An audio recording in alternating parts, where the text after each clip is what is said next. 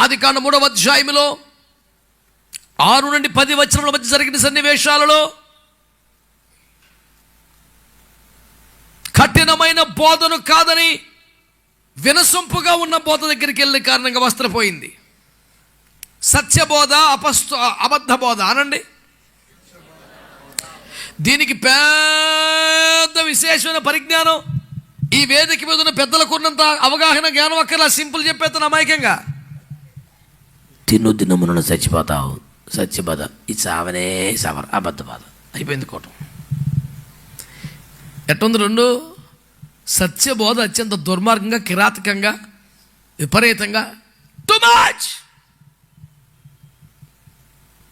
BP పెంచేలా ఉంది. చచ్చిపోతావు అంటే ఎవరికైనా నచ్చుద్దా సార్ బోధ? అసలు మీరు చావనే చావరు. ఆమేన్ ఆమేన్, ఐ రిసీవ్, హల్లెలూయా.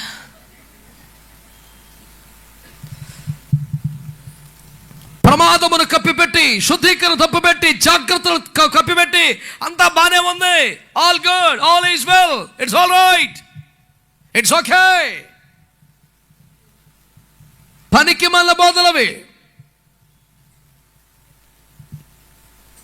గద్దించుట, హెచ్చరించుట, నీతి యందు శిక్ష చేయుట మీకు ప్రయోజనకరం.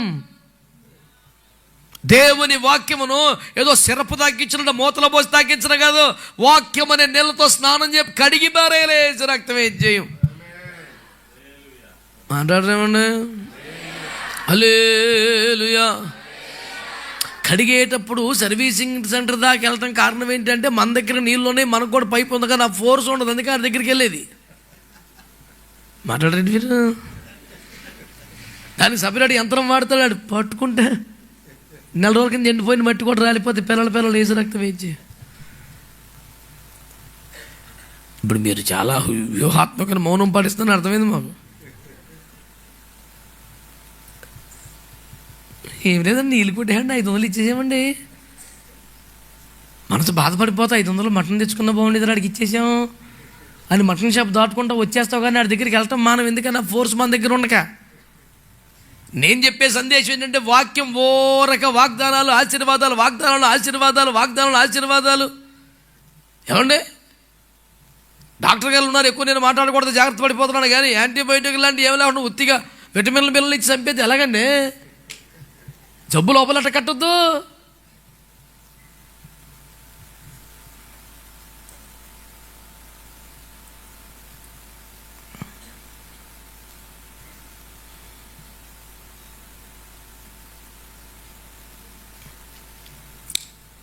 రే అది తింటే చచ్చిపోతాం బాబు, మొదలెట్టేసాడండి బాబు. అటు వెళ్ళకూడదు, ఇటు వెళ్ళకూడదు, ఇటు చూడు చచ్చిపోతావు శాపం ఇదే. ఆ చర్చలు చూడండి ఎంత బాగా, బిడ్డలారా వేనవాయిగా ఉండిద్ది, నేను అక్కడికే వెళ్తా, ఎల్లు చెట్టు వెనకాల నుంచి ఉంది. కానీ పొద్దున్న లేచి ఆకులు కోసుకోండి, నీ తిప్పలు మండిపోను. మనస్ఫూర్తిగా కాయలు కోసుకుంది నేను ఎంతకాలం అయిందిరా, నీకు ఎందుకు వచ్చింది ఈ సావు? పొద్దున్న లేతే ఆకులు కోసుకొని బట్టలు కొట్టుకొని వేసుకుంటే ఎండొచ్చేపాటికి ముడుచుకుపోతున్నాయి, మళ్ళీ ఆకులు. సాయంత్రానికి 3వ డ్రెస్సు, ఏసు రక్తం వేయం, సర్లే మళ్ళీ కొత్త డ్రెస్ వేసుకొని పడుకుంటే తెల్లారిపాటికి ఒక ఆకు లేదు, మళ్ళీ ఆకులు. మనస్ఫూర్తిగా కాయలు కోసుకుని దీని ఎంతకాలం అయింది? ఏది నిండా కాయలు కాస్తనే ఉన్నాయి కానీ కోసుకునే అదృష్టం అట్టుంటే దొంగ బోధలు ఇంటే.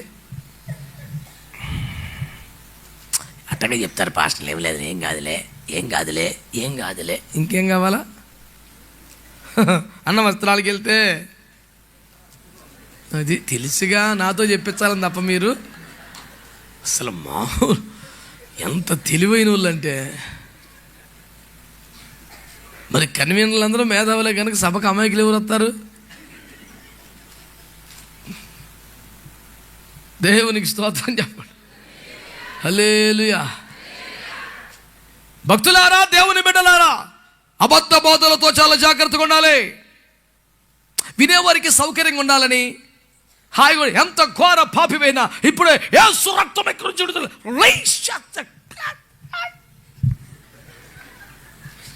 నువ్వు సెల్లెత్తవేట్రా యేసు రక్తమా? వాక్యం ఏం చెప్తుంది? ఆయన వెలుగులో ఉన్న ప్రకారం మనము వెలుగులో నడుచుకున్నలా ఆయనతో అన్యోన్య సహవాసము గలవారమైందు, అప్పుడు ఏసు రక్తం వస్తుంది. ఏమది ఏసు రక్తం ఏసు రాదురా.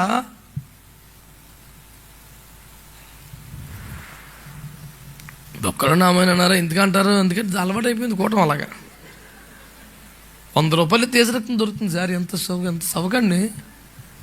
జీవితానికి సరిపడా పాపాలు 100 రూపాయలతో పోతాయి. ఎవడు వదిలేసుకుంటాడు సార్ భూమి మీద? ఉన్నాడు ఇప్పుడు నమ్మకాయుడు అమ్మాయికుడు. తమ్ముడా 100 రూపాయల్లో పాపాలన్నీ పోతాయి, వదులుకుంటాం. అసలు పండగ కాదు అసలు. ఏంటి బాధలు అసలు? ఆయనతో అన్యోన్యంగా you need to maintain an intimate relation with Jesus. Then only you will receive the blood of Jesus Christ which can cleanses you from every sin. అది సిద్ధాంతం. అంత పొడుగు చెప్తే అన్నా నువ్వు అన్ని జబ్బాకు వచ్చేవాళ్ళు రానికుండా చేస్తున్నావు. నువ్వు ఏం కాదు, నువ్వు రా, నీ ఏసు రక్తం ప్రోత్సహిస్తాను ఇప్పుడు అంటే అడిగి పసి అందంగా వచ్చా. I receive.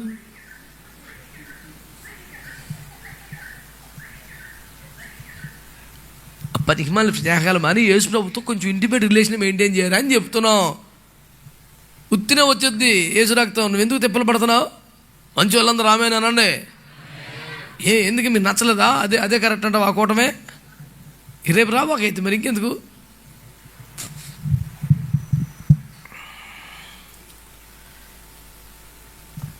అబద్ధ బోధలతో చాలా జాగ్రత్తగా ఉండాలి.